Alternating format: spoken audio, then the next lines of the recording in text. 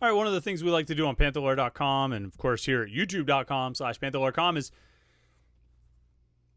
I don't want to say go back in time, but we like to look back at things and, look back at top 5 this, top 10 that, rank this, rank that, best game, best play, worst game, worst play, best player, worst player, best win, worst loss, all those different things. We like to go back and sort of look at those things from time to time, and the summer is a particularly good time to do that. And so today, as you've already seen from the headline of this, we're thinking about the linebackers. We're talking about the linebackers during the Pat Narduzzi era, and it's a good time to talk about that for a few reasons. One, we just had linebacker week last week on Panther-Lair.com where we had 5 days of coverage of the linebackers and preview content on the linebackers. And look, if you are looking for Pitt content, like to get you ready for the 2025 season, our weekly position preview series, I mean, there's not much that's not in there.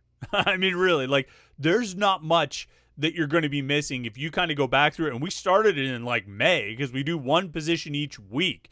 And it's not just one article. It's not just every Tuesday we do a position preview article. We do 5 every week. On Monday of each week, we do 5 questions about that position. On Tuesday, we kind of go through the transactions, the additions and subtractions from the roster at that position.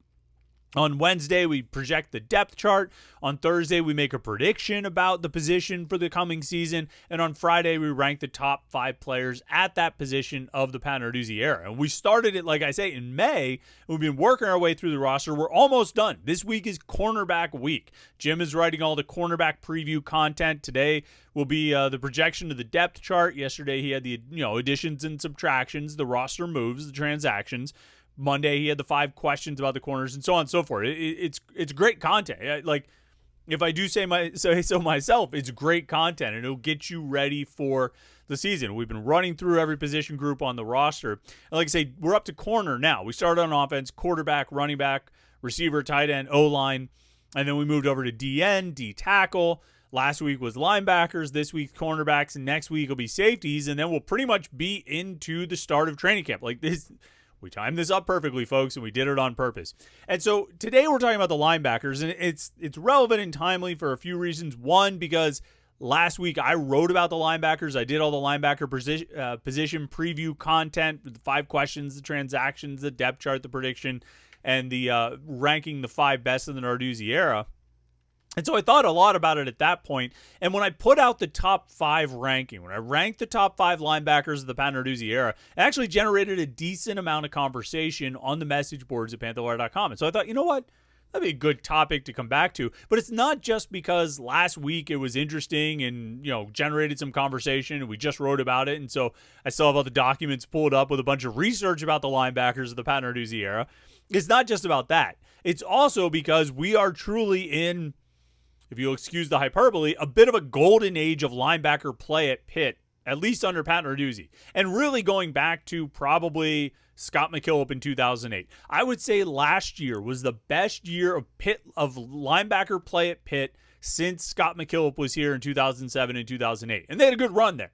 Like 2005, 2006, they had H.B. Blades and Clint Session, or if you're Dave Wanstead, Clint Sessions. And then 2007, 2008, they had Scott McKillop, and he was a monster. I mean, he's one of the best linebackers in Pitt history. He had huge numbers.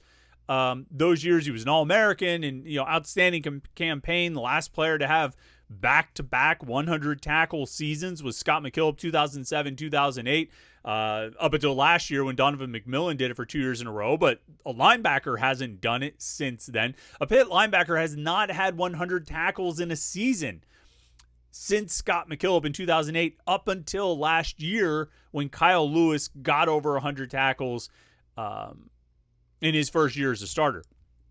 And so you're talking about 16 years. That last year was such a high watermark, the best season, again, by Pitt linebackers in 16 years. And so it's interesting to me to rank the top 5 linebackers of the Narduzzi era, partially because I think it's a relevant conversation. It's an interesting conversation. It gets a little bit of discussion going, but also because Pitt's linebackers should be really good this year, and they're coming off a really, really good season. and they should be even better in 2025. And so it's a bit of a renaissance for that position. And when we rank the top 5 linebackers in the Narduzzi era, at least 2 are from the last 3 seasons. And you could make a case for a third from the last 3 seasons. And so 10 years of Pat Narduzzi football and some of the best linebacker plays happening in the last few years heading into 2025, which should be the best one yet. So long preamble there. Like I always say, we put the ramble in preamble, but a long preamble there to lead into the top 5 linebackers of the Pat Narduzzi era, and not just a ranking to have a little bit of nostalgia and, oh, remember this guy, but also what it says about the state of Pitt's linebackers right now and how good they should be. Here on the Wednesday edition of the Morning Pitt, youtube.com/Panther-Lair.com.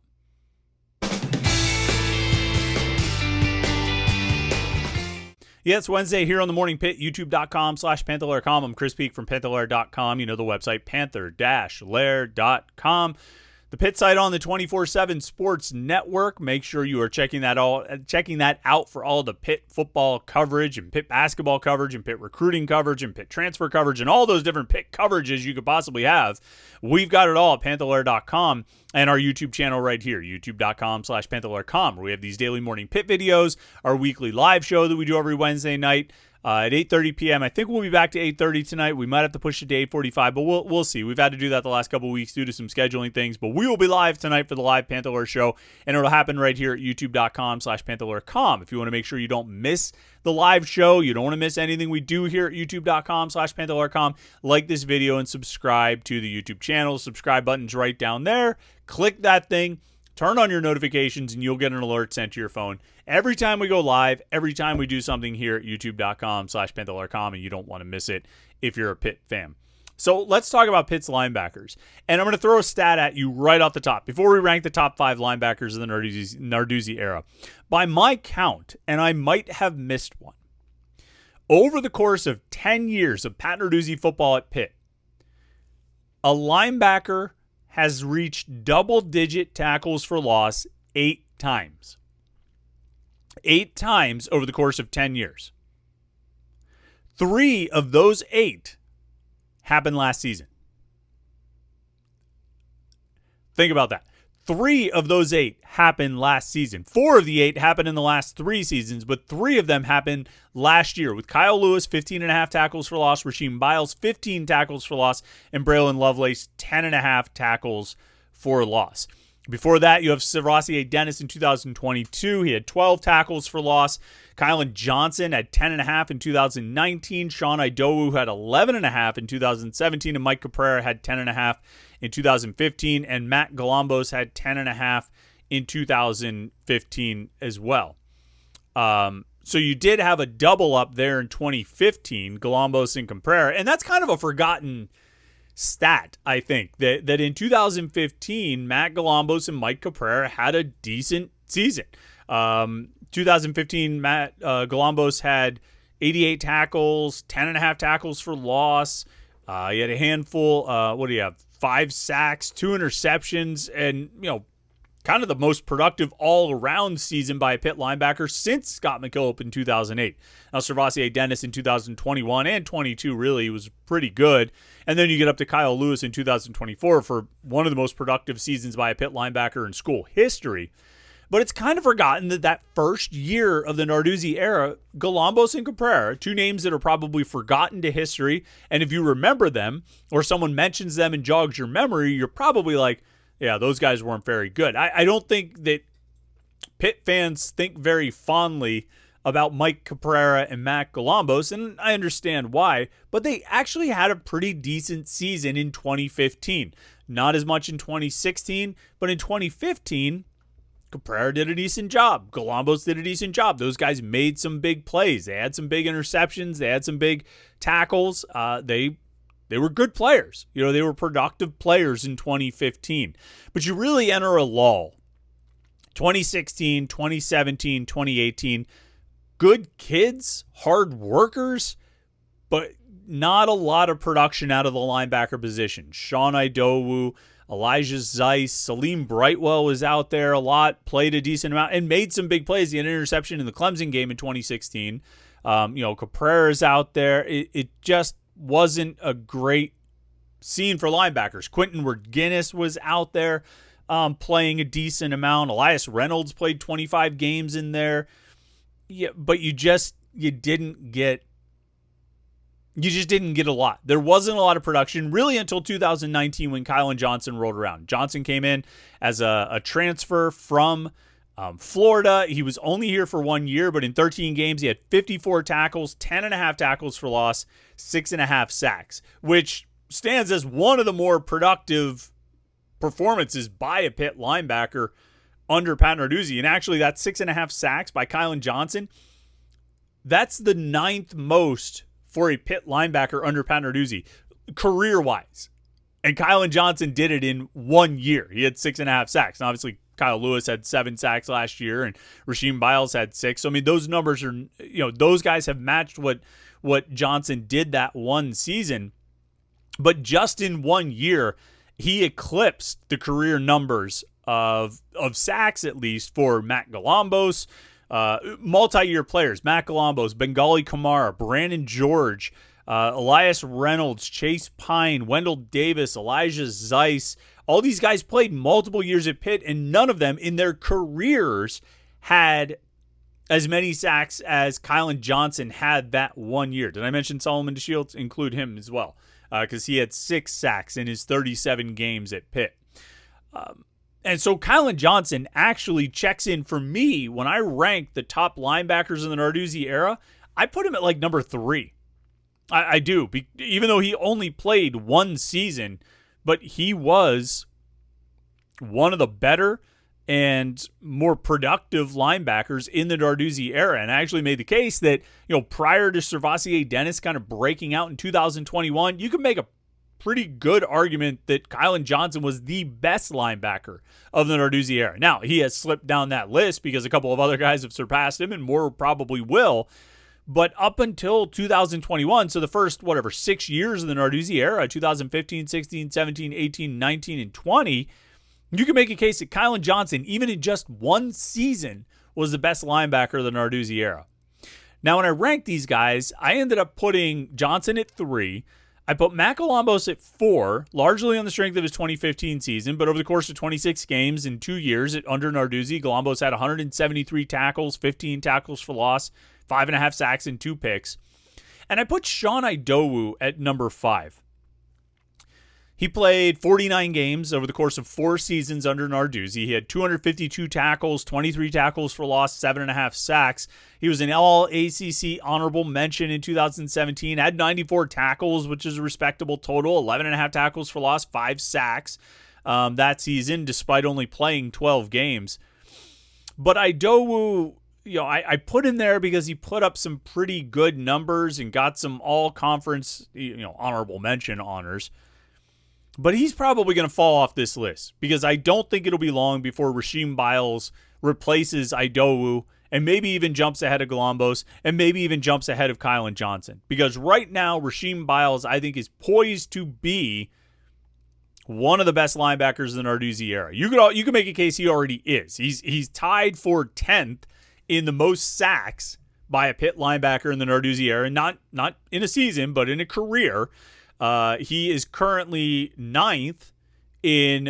tied for 9th in career tackles for loss with 15. He's got an interception and a pick 6, as we know. Obviously, pretty big play last year, and he's currently like 17th in career tackles among Pitt linebackers under Pat Narduzzi, and he's done all this really with just 1 year as a starter, which is what's remarkable.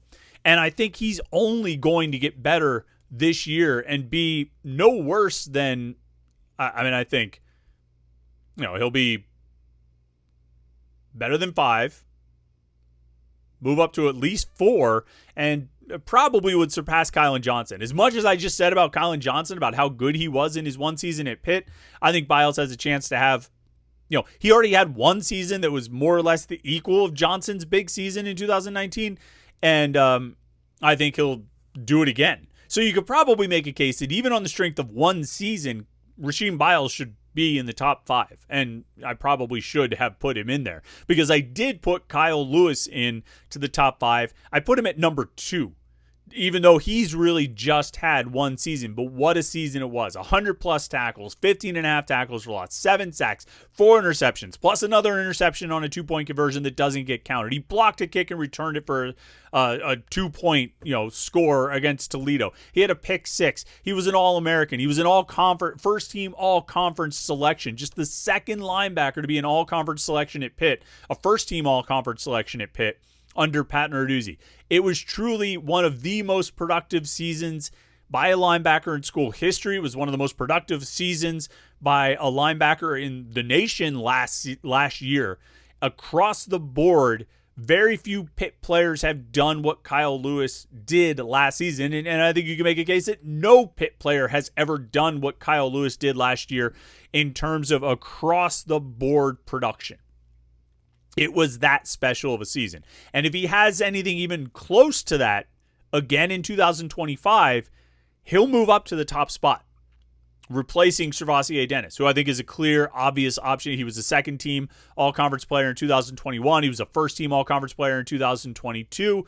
Outstanding overall numbers. He's not the leading all-time tackler under Pat Narduzzi. He's the second all-time leading tackler among linebackers under Pat Narduzzi with 233 tackles. He's the all-time leader in tackles for loss with 36. Again, among linebackers, he's the all-time leader in sacks under Pat Narduzzi with 15. He's got 2 career interceptions. He's clearly the number 1 linebacker under the Narduzzi era right now. But if Kyle Lewis even comes close to his numbers from last year, he will easily surpass him. And this comes to the point. Not that this hasn't all been the point. But my ranking right now, 5 Sean Idowu, 4 Matt Galambos, 3 Kylan Johnson, 2 Kyle Lewis, 1 Servassier Dennis. If what's expected to happen does happen in 2025, that list will be shook up quite a bit. At least one of those guys will drop out. And maybe 2 of them will drop out if Braylon Lovelace builds on last season and has another year like he had, an even better year as a starting middle linebacker this year. And you could have a new number 1. And what is conceivable is that next year when we do this linebacker position preview and we get to ranking the top 5 linebackers in the Narduzzi era, 3 of the top 5, at least 2 for sure, and possibly 3 of the top 5 will have been on this 2025 roster. The 3 starters from 2025, and Kyle Lewis, Rasheem Biles, and Braylon Lovelace. And they might be 1, 3, and 5. They might be 1, 2, and 4. I don't know what order they're going to be. But it is not out of the realm of possibility. And I don't think you have to have much of a stretch of the imagination to think that you could have 3 of the top 5 linebackers of the Pat Narduzzi era at Pitt all playing on the same team this coming season. And so that's why I wanted to talk about this today, partially just because it's fun to kind of, bring up memories and rehash. Do you remember Kylan Johnson? Do you remember Mike Caprera? Do you remember Matt Galambos and all this stuff? But also to make the point that we are on the verge of seeing what I think is, potentially the best collection of linebackers at Pitt, certainly of the Narduzzi era, and maybe even stretching back beyond that. I think they can be that good because they more or less were that good last year. The only thing that was missing was Lovelace being in the starting lineup. And if they all start all 13 games or however many games Pitt plays, and they all put up numbers comparable to what they did a year ago, they're going to be among the most productive Pitt linebackers of all time and probably the best Pitt linebackers of all time, which is pretty remarkable. So you've got that to look forward to, right? All right, listen, live show tonight right here, youtube.com/Panther-Lair.com. Don't miss it. I think we'll start at 8:30, might be 8:45. We'll definitely let you know on social media and right here at youtube.com/Panther-Lair.com and on the website at Panther-Lair.com. We'll let you know everywhere we can what time that live show is going to start, but hopefully you tune in. We'll talk about the Pitt linebackers. We'll talk about the quarterback because there's a lot of conversation to be had there, and we'll talk about everything going on in the world of Pitt sports. So tune in for that. While you're here, make sure you like this video and subscribe to youtube.com/Panther-Lair.com. And I think that's about it. Thanks for watching today. Hope you've had a great week so far. Enjoy your Wednesday. We'll see you tonight on the live stream and then tomorrow for the Morning Pitt right here on youtube.com/Panther-Lair.com.